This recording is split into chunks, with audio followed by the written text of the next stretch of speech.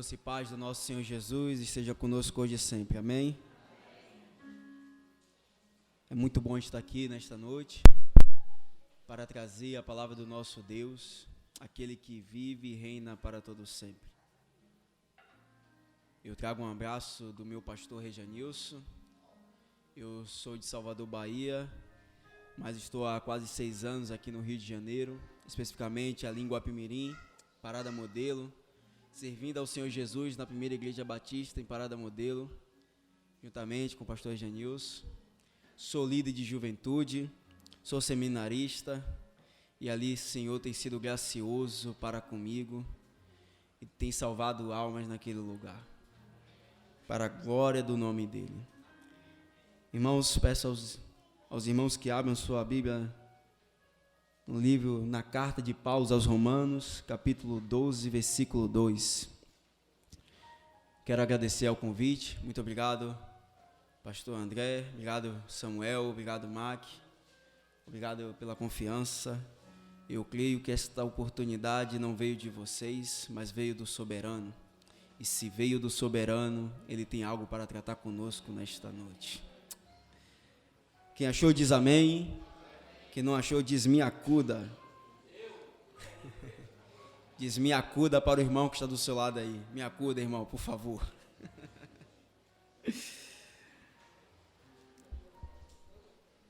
Vamos fazer leitura. Me acompanhem, por favor.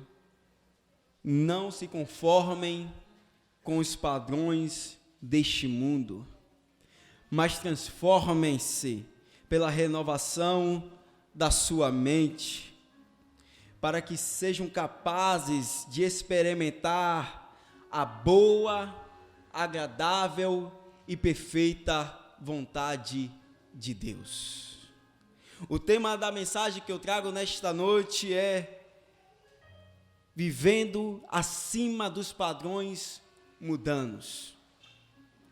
Quando o apóstolo Paulo escreveu esta carta à igreja de Roma, percebemos que ele teve pelo menos 3 razões motivadoras ao escrevê-la. A primeira razão era a perda dos valores morais que estava assaltando a capital do império. E isto é tão urgente no espírito de Paulo que ele já inicia a carta tratando da imoralidade que estava permeando o dia a dia de Roma. No capítulo 1, ele aborda sobre isto de maneira direta e específica, por causa dessa inquietação em sua alma de pastor e de apóstolo. A segunda razão é que, paralelo às perdas dos valores morais, é que se estava iniciando as perseguições à igreja de Roma. E o apóstolo Paulo, ele aborda sobre isso no capítulo 8, quando ele diz: quem nos separará do amor de Cristo? A tribulação, ou a angústia, ou a perseguição, ou a fome, ou o perigo, ou a nudez, ou a espada. E ele começa a apresentar desafios da vida cristã e conclui: nada nos separará do amor de Deus que está em Jesus, nosso Senhor. Aleluia! A terceira razão é porque ele foi tomado pela preocupação ante a perda dos valores morais e a perseguição. E com isto, Paulo temeu que a igreja cedesse à pressão e perdesse o seu foco, o seu referencial e a sua meta. Então ele traz uma abordagem estimulando a igreja de Roma e consequentemente a nós hoje, para que vivamos acima desses padrões mundanos. Então, quais são os princípios básicos e fundamentais que o apóstolo Paulo traz para nós hoje, para que vivamos acima desses padrões mundanos? Em primeiro lugar, ele começa dizendo: não se conformem. Aqui, Paulo não está dizendo para estarmos quietos diante de um desafio. Paulo não está dizendo para cruzarmos os braços. Ele está dizendo: não se adequem, não se tornem parecidos, não se tornem aceitáveis a este mundo tudo. O que Paulo está dizendo é que o mundo tem modos viventes ou um sistema que tende a formatar o nosso padrão de vida diário. Por isso ele declara: ande na contramão, faça diferente, não se torne aceitável aos padrões do mundo. Por quê?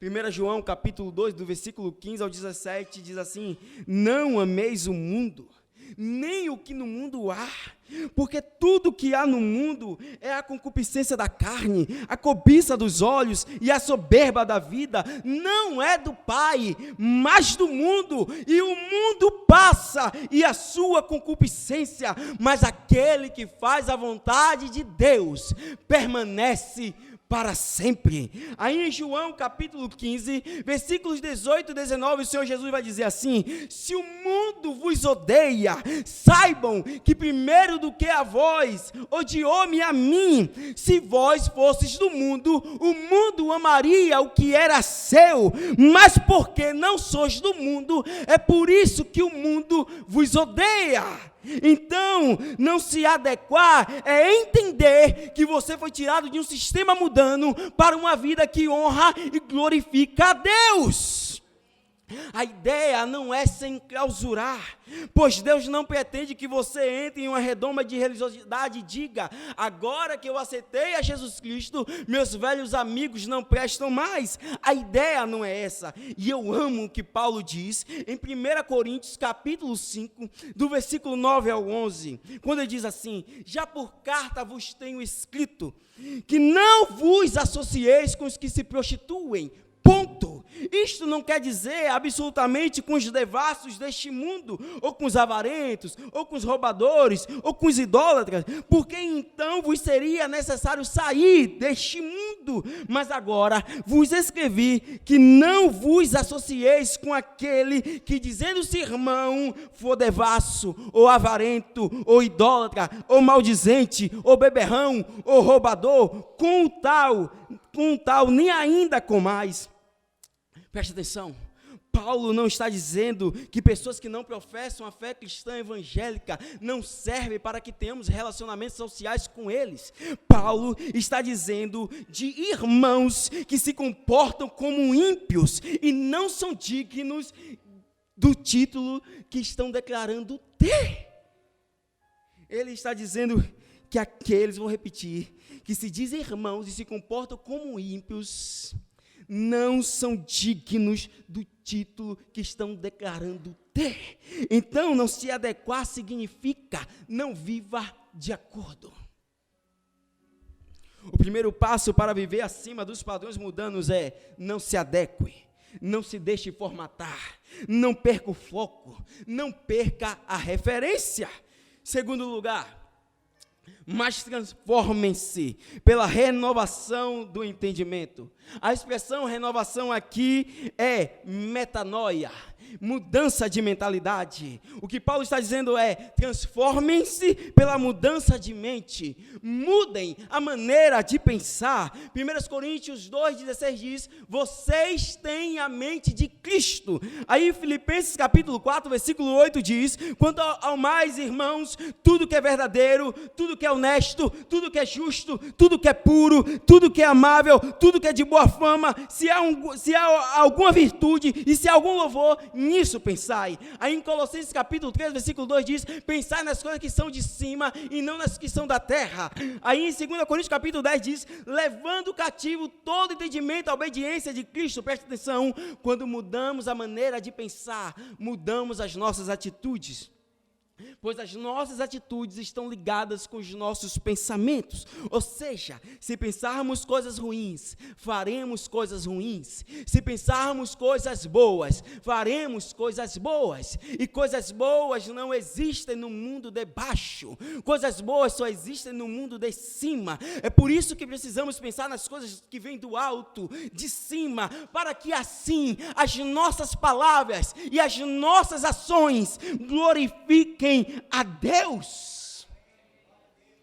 Interessante que quando éramos descrentes, vivíamos no pecado, fazíamos coisas abomináveis aos olhos do Senhor, mas nós achávamos normal, que não tinha nada de errado. Mas quando nos convertemos ao Senhor Jesus, Ele nos deu a sua mente, nos revelando o que é certo e o que é errado, para deixarmos todas as coisas que não agradam, e para nos opormos contra tudo aquilo que o mundo diz que não é errado, mas é. Há muita gente entre nós que não tem a sua vida transformada, porque sua mente está preenchida com os padrões que recebeu do mundo. É preciso substituí-los, trocar os antigos valores pelo do reino de Deus, até porque fomos transportados do império das trevas para o reino de Deus, e agora precisamos aprender a viver de acordo com as leis, a cultura e os valores dessa nova cidadania. Para isto, devemos esvaziar a nossa mente das coisas deste mundo e renovar a nossa mente pela palavra de Deus, para que sejamos transformados. Veja comigo alguns exemplos daquilo que o mundo colocou em nossa mente e que precisa ser retirado pela palavra de Deus para que sejamos transformados. O mundo colocou em nossa mente: você não pode levar desaforo para casa, se te bater tem que levar. Mas a Bíblia nos ensina, em Mateus capítulo 5, versículo 39, quando o Senhor Jesus diz: eu porém vos digo que não resistai ao mal, mas se qualquer que te bater na face direita, oferece-lhe também a outra. Aí em Romanos capítulo 12, versículo 21 diz: não se deixes vencer do mal, mas vence o mal com o bem. O mal é a manifestação do caráter do diabo. O bem é a manifestação do caráter de Deus. O bem sempre vence o mal. O mundo colocou em nossa mente: só ama quem te ama e odeia quem te odeia. Faça bem a quem te faz bem e faça mal a quem te faz mal. Mas a Bíblia nos ensina em Mateus capítulo 5, versículo 44: amai a vossos inimigos, bendizei aos que vos maldizem, fazei bem aos que vos odeiam e orai pelos que vos maltratam e vos perseguem, para que sejais filhos do vosso Pai que está nos céus.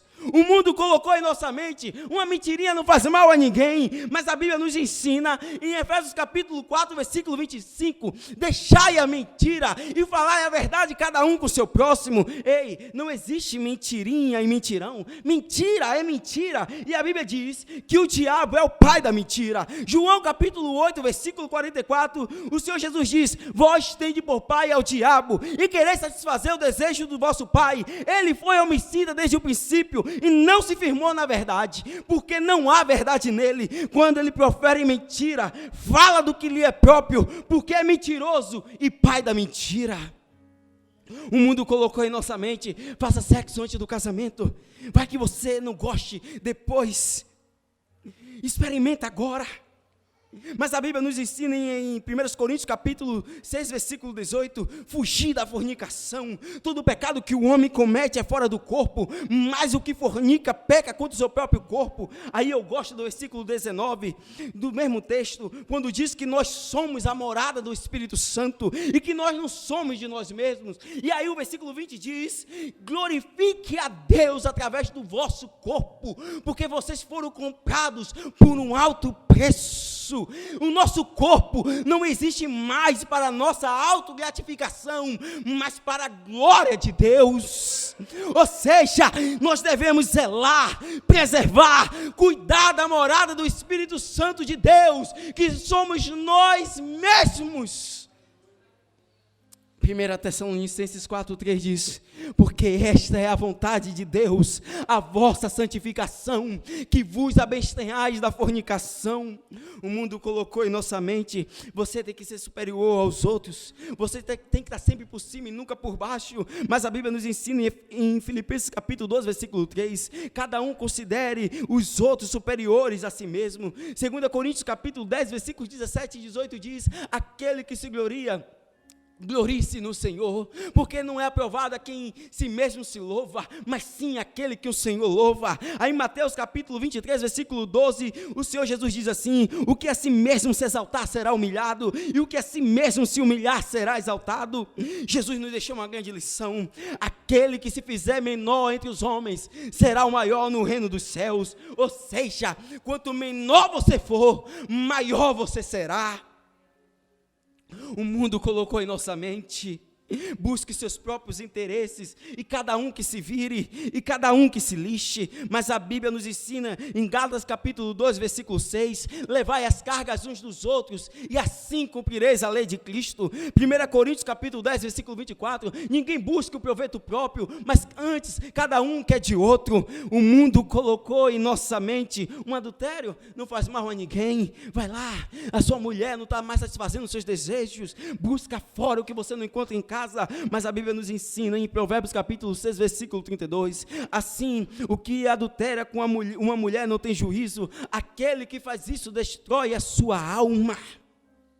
O mundo colocou em nossa mente, todos os caminhos levam o homem a Deus, mas a Bíblia nos ensina que só há um caminho que leva o homem a Deus. João capítulo 14, versículo 6, Jesus diz: eu sou o caminho, a verdade e a vida, ninguém vem ao Pai senão por mim. 1 Timóteo capítulo 2, versículo 5 diz: há um só Deus e há um só mediador entre Deus e os homens, Jesus Cristo, homem. Atos capítulo 4, versículo 12 diz: em nenhum outro há salvação, porque também debaixo não há outro nome debaixo entre os homens pelo qual devamos ser salvos. Ei, só Jesus, só Jesus, só Jesus é que salva o homem. O único caminho para o Pai é através do seu Filho Jesus Cristo. Este é o ingrediente para a nossa transformação, se livrar dos pensamentos mundanos pela palavra de Deus.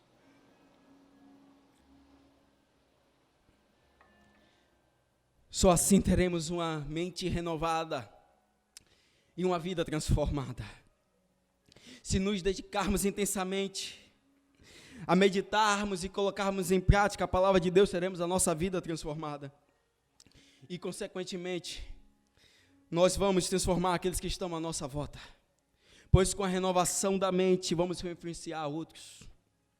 Até porque somos chamados como igreja a influenciar a comunidade onde vivemos. Jesus diz em Mateus capítulo 5, versículo 13 e 14, vocês são o sal da terra. Meu irmão, o sal serve para quê? Não é para salgar. Quer deixar alguém chateado? Coloque comida salgada na mesa. O sal ele serve para temperar, para dar sabor. O que Jesus está dizendo quando ele declara você é sal? Ele está dizendo você é o ponto de equilíbrio. Você é a referência. Você nasceu para trazer equilíbrio para os desequilibrados. Você veio para dar sabor aos dissabores das pessoas à sua volta. Você é a agência de Deus nesta terra. Você é o ponto de referência. As pessoas têm que olhar para você e ver a diferença que o mundo tanto espera. É isso que Jesus está dizendo. Depois ele diz: vocês são a luz do mundo. E eu amo o final do versículo: não se pode esconder uma cidade edificada sobre um monte. O que Jesus está dizendo? Primeiro, você é uma cidade iluminada. Segundo, você não passa despercebido. Onde você chegar, as pessoas saberão que você chegou, porque a minha luz resplandece na sua vida. Ei, meu irmão, minha irmã, você é a luz no fim do túnel para aqueles que estão em trevas. O primeiro passo para viver acima dos padrões deste mundo: não se adequem. Segundo passo: transformem-se pela renovação do entendimento. E sabe qual é a consequência quando você não se adequa a este mundo? E quando você é transformado pela renovação da mente, você experimenta qual seja a boa, agradável e perfeita vontade de Deus. Parece-me que há uma graduação quando o apóstolo Paulo faz essa abordagem da vontade de Deus. É bom lembrar que aceitar a vontade de Deus é o caminho mais seguro para você. Porque estar no centro da vontade de Deus é o lugar mais confortável do mundo. Então, o que é vontade boa?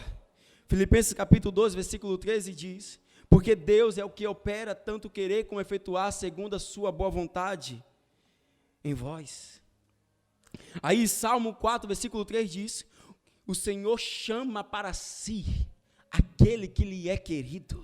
Chamar para si é acostar o peito, é afagar, é fazer um cafuné, é dar carinho. Ei, meu irmão, minha irmã, o que Deus tem para você é o melhor. Talvez você não entenda isto hoje, mas a vontade de Deus prevalecendo na sua vida, o que Ele tem para fazer na sua vida é muito melhor e maior. E quando a vontade de Deus prevalece na tua vida, fará que os teus adversários percebam que Ele quis te honrar. Salmo 23, versículo 5 diz: preparas uma mesa perante mim na presença dos meus inimigos. Presta atenção, não é na presença dos seus amigos. Jesus não está convidando os seus amigos para o banquete. Ele está convidando os seus inimigos, aqueles que torceram contra você, aqueles que colocaram pedras no seu caminho, aqueles que riram quando você se feriu e chorou. Aí o Senhor Deus Todo-Poderoso vai colocá-los sentados em uma mesa e vai dizê-los: agora assistam ele vencer, porque eu decidi banquetear com ele, eu decidi honrá-lo. Vontade boa. E a vontade agradável de Deus? Você vai fazer uma entrevista de emprego, chega lá, o consultor diz: a pessoa que eu entrevistei antes tem 2 pós-graduações a mais que você, mas eu não sei porquê, eu gostei do seu perfil. Vontade agradável, Deus lhe torna agradável aos olhos das pessoas. Onde você chegar, Deus abre os caminhos para você. Você não precisa fazer esforço, querendo aparecer, posando em seu melhor. A vontade agradável vai à sua frente para realizar o projeto de Deus na sua vida. E a vontade perfeita? Salmo 139, do versículo 13 ao 16 diz assim: pois possuíste os meus rins, cobriste-me no ventre da minha mãe. Eu te louvarei, porque de um modo assombroso e tão maravilhoso fui feito. Maravilhosas são as tuas obras, e a minha alma o sabe muito bem. Os meus ossos não te foram encobertos, quando no oculto fui feito e entretecido nas profundezas da terra. A luz da palavra entretecer aqui é montar fio a fio. Aí o salmista continua: os teus olhos viram meu corpo ainda informe, em uma linguagem biológica. O Senhor me viu quando eu era apenas um embrião. Aí o salmista continua: e no teu livro todas estas coisas foram escritas, as quais em continuação foram formadas, quando nem ainda uma delas havia. Deus escreveu a sua história antes de você nascer. É isso que ele está dizendo. Isaías 49, versículos 15 e 16. O Senhor faz 2 perguntas que uma mãe responde melhor do que qualquer teólogo. Pode uma mulher que amamenta esquecer-se da criança no seu seio? A pergunta aqui é: mãe, quando a criança está sendo amamentada, dá para esquecer que ela está sendo amamentada? É lógico que não. Aí depois ele pergunta: e pode porventura uma mulher esquecer-se da criança do seu ventre? A pergunta aqui é: mulher, quando a mulher está grávida, ela esquece que está grávida? É lógico que não, mas é a pergunta que Deus está fazendo. Aí ele diz assim: todavia, ainda que isso seja possível, eu amo esse jamais. Jamais aqui quer dizer aconteça o que acontecer, sob qualquer hipótese, não importa o momento que você está, eu jamais me esquecerei de ti, porque nas palmas das minhas mãos eu te gravei, e todos os teus dias estão narrados, escritos diante de mim. Oh, aleluia! Você já parou para observar que não há um dia sequer que você não olhe na palma da sua mão? Todos os dias você vai olhar na palma das suas mãos. Isto significa que todos os dias, quando Deus olha na palma das mãos dele, ele está vendo o seu nome. É por isso que Ele não está enganado a seu respeito. Ele te conhece. Ele escreveu a sua história. Ele escolheu você. Oh, aleluia. Vontade perfeita é o que Deus escreveu ao seu respeito antes de você nascer. Se Ele permitiu que você fosse formado no ventre da sua mãe, que você nascesse e crescesse, foi porque a vontade perfeita dele prevaleceu na sua vida. É por isso que grande é a obra de Deus na sua vida.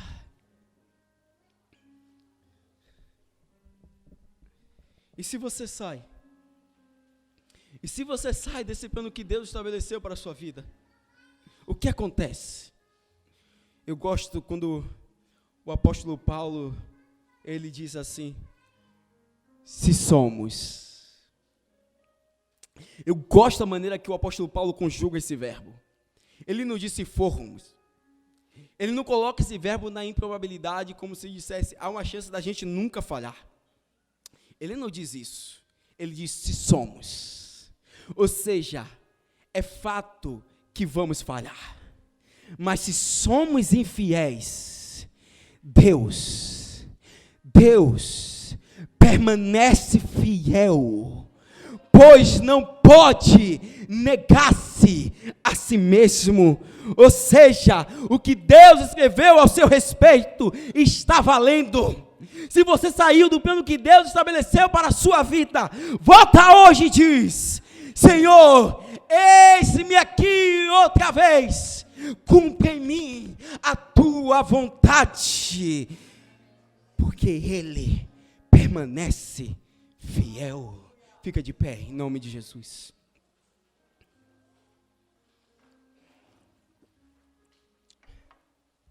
Ele permanece fiel, pois Ele não pode negar-se a si mesmo. Deus é o Deus dos novos começos e das novas oportunidades.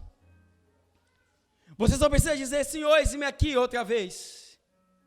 E Ele vai começar, ou vai recomeçar, a colocar em prática tudo aquilo que Ele escreveu ao seu respeito. Preste atenção. O Senhor quer marcar uma geração através da sua vida. O Senhor quer tocar em uma geração através da sua vida. Você não é obra do acaso. Deus te trouxe a esta terra porque Ele quer usar você. Oramai siriaramara siriai. Oramai siriaramai.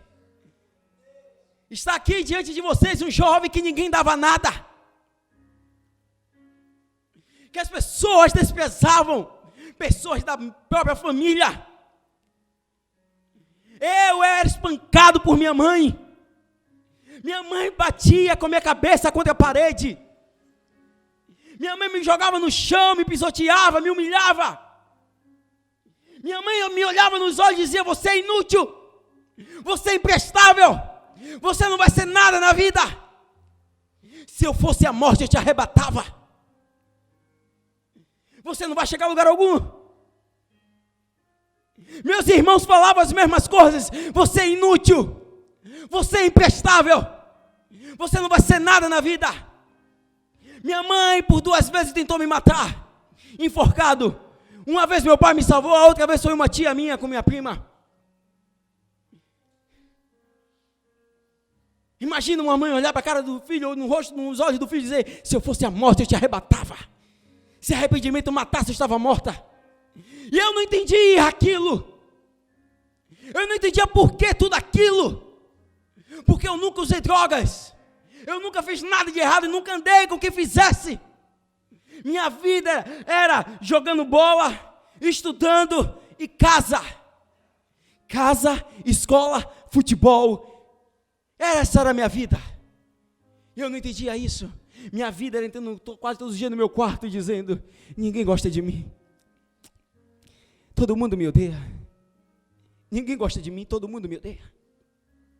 Mas aí um dia, uma mulher, presta atenção, Deus usa quem quer, quando quer, da maneira que Ele quer, Ele é soberano sobre todas as coisas. chegou para minha mãe, uma mãe de santo, olha que coisa, e disse: mulher, ela não sabia nada da família, se algo de ruim não toca em você, não chega na sua casa, é por causa da criança que você diz que odeia, que você tanto maltrata, porque esta criança é a escolhida da casa, e de todos os teus filhos, quem mais vai te ajudar é esta criança. O tempo foi passando, 2009, eu entrei numa igreja pela primeira vez, uma igreja cristã, não entendi nada da pregação naquele dia, mas eu entendi, pastor André, quem quer aceitar Jesus como Senhor e Salvador da sua vida, e minha mão automaticamente se levantou, e a partir daquele dia eu entendi que alguém me amava, que eu era importante para alguém. Então eu me orgulho na presença de Deus, eu falo: Senhor, eu quero trabalhar para Ti. Com 7 meses estou pregando na minha comunidade em Salvador, começo a ganhar almas para Jesus, e não paro mais, me apaixono por isso intensamente, e o Senhor começa a fazer promessas a mim, e aí eu vou fazer um trabalho com moradores de rua. Eu trabalhei com moradores de rua por 6 anos em Salvador, e não é a primeira vez que eu saí para trabalhar com pessoas em situação de rua. Eu toquei na mão de um rapaz chamado Josenilton, usuário de crack, capenga, sem uma perna, ele estava no lixo do centro de Salvador, toquei no ombro dele e disse: Jesus te ama. Aquele homem, pastor, se virou para mim, com a face transformada, com a voz mudada, ele disse: está vendo isso aqui que você fez hoje? É muito pouco para o que Deus tem na sua vida. De todos que estão aqui com você, a maior obra é na sua vida, e digo mais, vai ser pastor, e vai ganhar muitas almas. Ora mais, Siriai, meu corpo arrepiava da cabeça aos pés. Pergunta se aqueles jovens que estavam comigo naquele dia, já viajaram de avião para fazer a obra de Deus, se eles já foram para outros lugares desse país para fazer a obra de Deus. Sabe qual era o meu sonho quando criança, quando passava um avião? Um dia eu vou andar de avião. Eu já andei de avião por dezenas de vezes, para pregar o evangelho de Cristo Jesus. Estou aqui nesta cidade, neste estado, no Rio de Janeiro, pregando o evangelho de Cristo e ganhando almas, e eu nunca pensei na minha vida em batizar almas, e eu não sou pastor ainda, e eu já batizo pessoas para a glória de Deus. Ai, presta atenção. E sabe o que é o mais legal disso tudo? Depois de 1 ano convertido, meu irmão gêmeo se converte. Em 2012 eu estou fazendo uma viagem missionária, minha mãe me liga e diz: filho, você é o primeiro da família a saber, não conta para ninguém ainda. Hoje eu fui para uma igreja pentecostal, toda a minha vida foi revelada, e eu aceitei a Jesus como Senhor e Salvador da minha vida. Em 2015, o meu irmão mais velho aceita Jesus. Até 2016, o meu irmão gêmeo e o meu irmão mais velho já eram batizados. Faltava a minha mãe. Em 2019, eu estava cortando meu cabelo lá em Guapimirim. De repente, eu fui tocado para falar com minha mãe sobre isso. Minha mãe, por que a senhora ainda não é batizada? Ela disse: meu filho, ninguém aqui quer me batizar, porque eu não sou casada no papel com seu pai, mas eu estou com ele há mais de 30 anos. E eu falei: minha mãe, isso é antibíblico.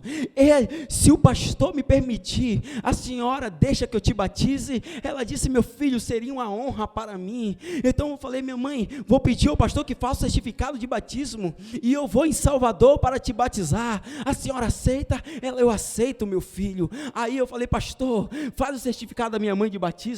E ele permitiu, ele pediu a secretária para fazer o certificado. Aí eu falei assim: pastor, mas por favor, faz o certificado do meu pai também. Ele ainda não é cristão, mas eu creio que eu vou, pai, ser usado por Deus para que ele seja salvo. Aí o pastor permitiu que a Aline, a secretária lá da igreja, fizesse o certificado de batismo. Então eu faço, eles fizeram o certificado do meu pai e da minha mãe. Chego numa quinta-feira, dia 7 de novembro de 2019 em Salvador. Meu pai me pega no aeroporto, me leva para casa. Ali eu sento na sala de estar com eles, começo a falar aquilo que Deus está fazendo na minha vida através de mim na cidade de Guapimirim, e minha mãe começa a se emocionar, a chorar.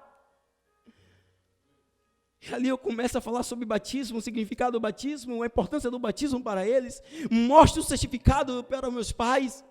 E eu chamo meus pais para orar, eu chamo meus irmãos também. Eu nunca tinha visto meu pai chorar na vida. Depois daquela oração, meu pai enxuga as lágrimas, pega o certificado e entra no quarto. E eu marco o batismo para sábado, só para minha mãe. Eu disse: minha mãe vai se batizar, meu pai. Fica ao seu critério.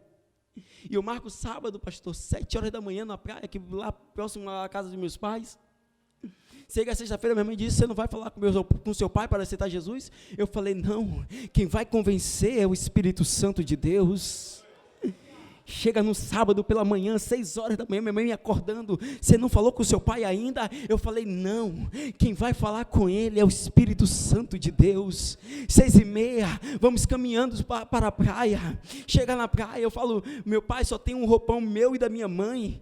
Se o senhor quiser aceitar Jesus, se batizar hoje mesmo, quando ela sair das águas, o senhor vai pegar o roupão dela, vai entrar nas águas para fazer uma aliança com Deus através do batismo. E eu falei: já te expliquei todo o que é batismo para o senhor, tudo sobre batismo.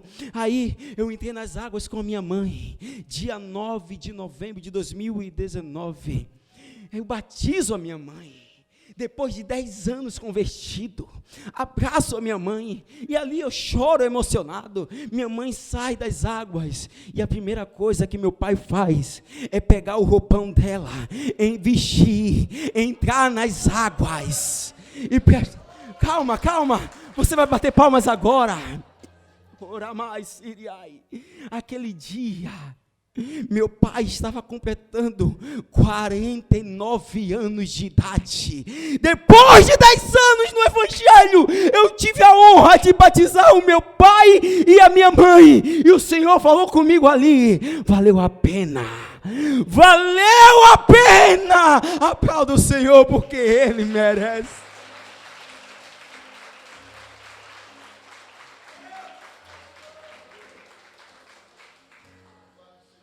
O Senhor marcou a minha vida, o Senhor me escolheu e salvou toda a minha casa através de mim. Se você ligar para minha mãe hoje, aqui agora, ela vai dizer: Ícaro é o pastor da família, Ícaro é o meu pastor. E ela diz para mim, presta atenção, pastor não é título. Pastor não é título. Minha mãe disse para mim: meu filho, você ainda não é pastor entre os homens, mas você é pastor nos céus. O Senhor te escolheu para pastorear almas. Você não precisa do título para isso. É isso que Deus quer fazer na sua vida, meu jovem. É isso que Deus quer fazer na sua vida, jovem que está afastado da presença de Deus. Ele quer te salvar e salvar toda a sua casa através de você. Deus quer marcar a sua vida para que você marque outras vidas.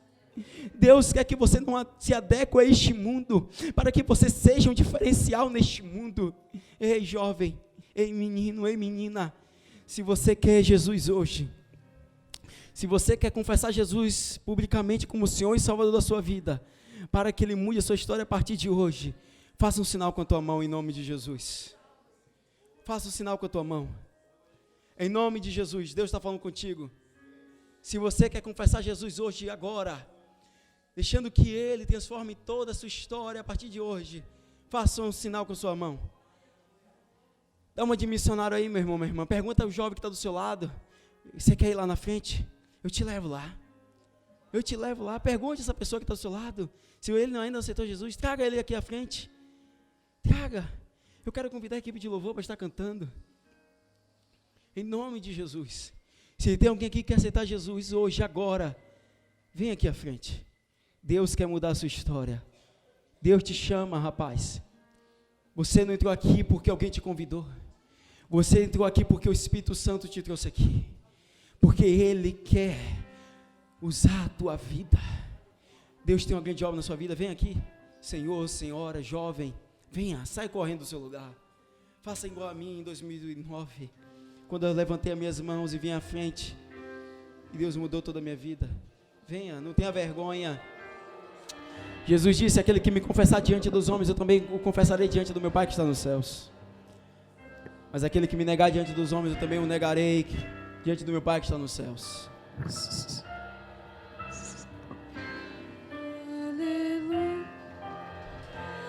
Venha, venha, jovem. Saia correndo do seu lugar. Venha, venha, Senhor. Levante sua mão. Nós queremos te conhecer. Enquanto a equipe de louvor estiver cantando, você vai ter essa oportunidade.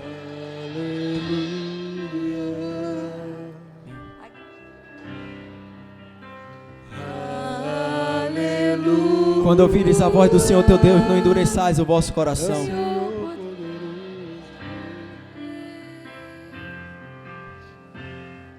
Escute seu lugar.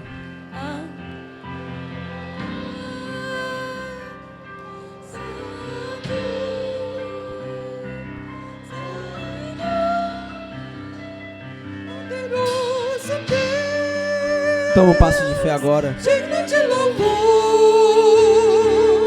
digno de louvor, tu és santo. Eu sei que o Espírito Santo falou no seu coração. Santo é o Senhor Deus poderoso, digno de louvor, digno de louvor, tu és santo. Venha, moça, venha, rapaz. Levante só sua mão, só quero te conhecer. O Espírito Santo te chama para viver algo novo, um tempo novo. Só levante sua mão. Poderoso é o Senhor nosso Um passo de fé. Um passo de fé. Em nome de Jesus, venha. Aleluia. Eu sei que você quer. Há uma batalha espiritual acontecendo agora. Mas o diabo vai perder. Poderoso é o Senhor nosso Deus.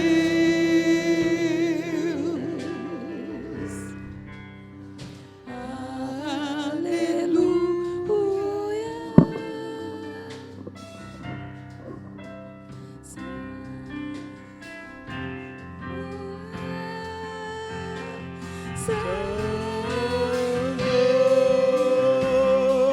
Santo é o Senhor Deus poderoso, digno de louvor, digno de louvor, tu és santo, santo é o Senhor Deus poderoso, digno de louvor, digno de louvor, tu és santo, santo. Levante sua mão em nome de Jesus. Aleluia. Quem quer Cristo, levanta a mão agora. Faça um sinal. Quem quer Jesus? Quem quer aceitá-lo como Senhor e Salvador da sua vida? É o Senhor nosso Deus.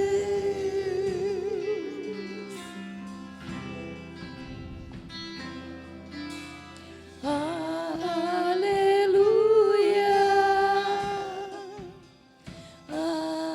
Aleluia. Poderoso é o Senhor nosso Deus.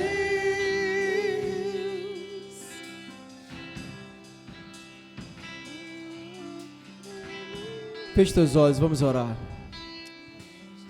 Deus, em nome de Jesus, eu preguei a sua palavra, Deus. Testifica a sua palavra em cada coração aqui, Pai.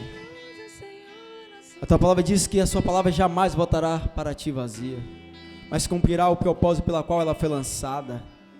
Eu creio que no tempo do Senhor, Pai, aqueles que ainda não fizeram aliança com o Senhor nesta noite, vão fazer.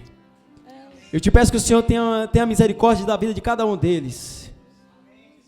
E não permita que nenhum mal os aconteça, para que eles tenham outra oportunidade, Deus, como essa. Livre-os das mãos de Satanás. Que o diabo não tenha poder sobre essas vidas, Pai. Mas que o Senhor Jesus os guarde. Que o Senhor Jesus os guarde, Pai, em todos os dias das suas vidas. E que essa palavra, Senhor, enquanto guarida em nossos corações, para que seja praticada por nós todos os dias das nossas vidas. que a gente não se adequa a este mundo, mas que viemos a transformar este mundo pela renovação do nosso entendimento. Que façamos a diferença, Pai, no meio dos perdidos. Que sejamos, Pai, ponto de equilíbrio para aqueles que estão desequilibrados emocionalmente e espiritualmente. Que sejamos, ó Deus, luz para aqueles que estão em trevas. Que vidas se rendam aos teus pés através de nós. Que sejamos, Pai, agentes de transformação neste mundo, para a glória do seu nome. Que sejamos de fato sal da terra e luz do mundo. E que esta comunidade, onde esta igreja está inserida, não seja a mesma, mas que seja transformada pelo poder do Evangelho, através de uma igreja que se compromete com o ID de Jesus. Que essa igreja venha crescer, Deus, venha crescer para a glória do seu nome. Que essas pessoas sejam ganhadoras de almas. Que essas pessoas, meu Deus, sejam, Pai, pessoas que transformem a sociedade em que estão inseridas. Em nome de Jesus, usa o líder, Pai, o Mac, usa o Samuel, usa o pastor André Romualdo, usa todos que aqui se encontram, Pai. Que através deles outros conheçam a Ti, para a glória e louvor do Teu santo e poderoso nome. Nós oramos, agradecidos, com a certeza que o Senhor nos ouviu e que o Senhor nos responderá, para a glória e louvor do Seu nome. Em nome de Jesus, amém.